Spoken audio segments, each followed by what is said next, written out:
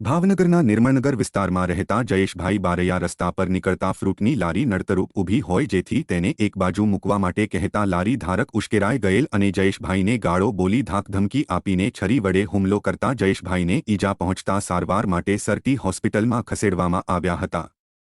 હોસ્પિટલના બીછાનેથી જયેશભાઈને જણાવ્યું હતું કે લારી ધારકે આ જ રીતે લારી રહેશે તેમ કહીને ગાળો આપી ધાકધમકી આપીને છરી વડે હુમલો કર્યો હોવાનું જણાવ્યું હતું।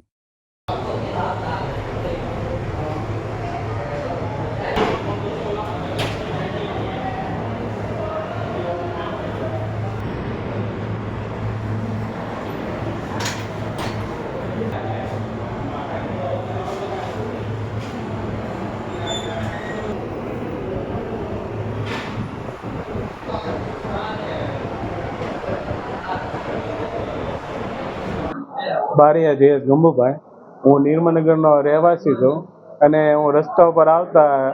ટ્રાફિકના અડચણ એક લારીને મેં શખ્સને ટપારતા એણે મને મા બેન અમુક ગાળો દીધી અને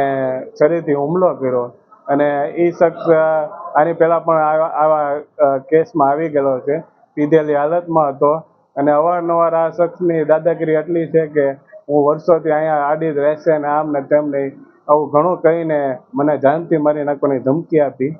અને આ શખ્સ વિરુદ્ધ ઘણા સમયથી ફરિયાદો ચાલુ છે, છતાં એ શખ્સ બહારથી આવીને અહીંયા ધંધો કરીને આવી રીતના આતંક મચાવે છે।